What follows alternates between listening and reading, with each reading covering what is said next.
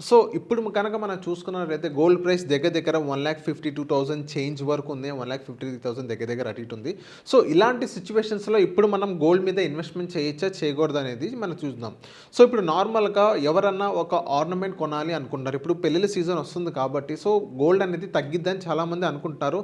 కానీ గోల్డ్ పెళ్ళిళ్ళ సీజన్ అని కానీ ఇంకా వేరే ఏదైనా రీజన్స్ వల్ల అనేది గోల్డ్ ప్రైస్ అనేది తగ్గదు. సో దానికి చాలా ఫండమెంటల్ కానీ, టెక్నికల్ కానీ సో చాలా టర్మ్స్ అనేవి ఉంటాయి. సో ఇప్పుడు అలాంటి సిట్యుయేషన్స్‌లో ఇప్పుడు గోల్డ్ మీద ఇన్వెస్ట్‌మెంట్ చేయాలా? వద్దా? అనేది ఈ వీడియోలో మనం తెలుసుకుందాం. సో గోల్డ్ మీద మీరు ఇన్వెస్ట్‌మెంట్ మాడ్యూల్‌లో మీరు చూసుకున్నట్లయితే ఈటీఎఫ్ ఏదైతే ఉందో డిజిటల్ గోల్డ్ ఫార్మాట్ ఏదైతే సెబీ రెగ్యులేటెడ్ ఏదైతే ఉందో సో అందులో మీరు ఇన్వెస్ట్‌మెంట్ చేయండి. ఇన్వెస్ట్‌మెంట్ మాడ్యూల్ గురించి నేను మాట్లాడుతున్నాను.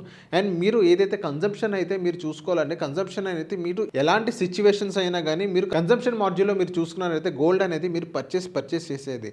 సో ఇప్పుడు ఫిజికల్ ఆర్నమెంట్ గురించి మనం కన్జంప్షన్ గురించి మనం మాట్లాడుకున్నట్టయితే మీకు 20-30% అనేది మీకు అక్కడ తగ్గిద్దనమాట. ఎందుకు తగ్గిద్ది?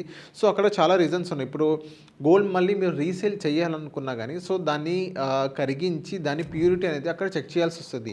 సో అలాంటి సిట్యుయేషన్స్‌లో మీరు కొన్న ప్రైస్ కంటే ఒక 20% అనేది ఈజీగా తగ్గుద్ది. జీఎస్టీ యాడ్ ఆన్ అయినా కానీ. సో అలాంటి సిట్యుయేషన్స్‌లోనే గోల్డ్ ప్రైస్ అనేది కొంచెం తగ్గే అవకాశాలు ఉన్నాయి. మళ్ళీ రీసేల్ చేస్తే మీకు అక్కడ 10% అనేది మీకు అక్కడ లాస్ అయిన సిట్యుయేషన్స్ మీరు అందరూ చూస్తారు.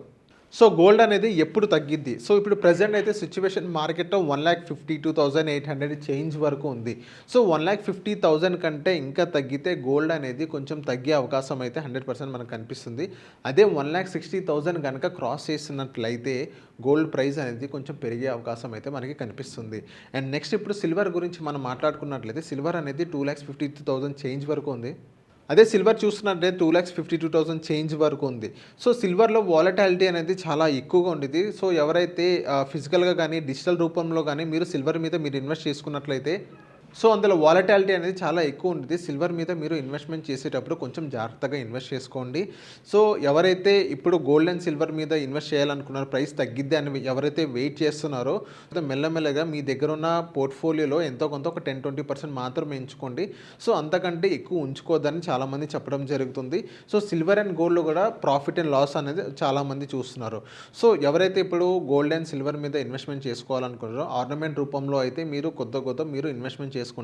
అదే డిజిటల్ రూపంలో మీరు ఇన్వెస్ట్‌మెంట్ చేయాలనుకోండి ఈటీఎఫ్ అనేది మీకు ఒక బెస్ట్ ఆప్షన్ అని చాలామంది చెప్పడం జరుగుతుంది.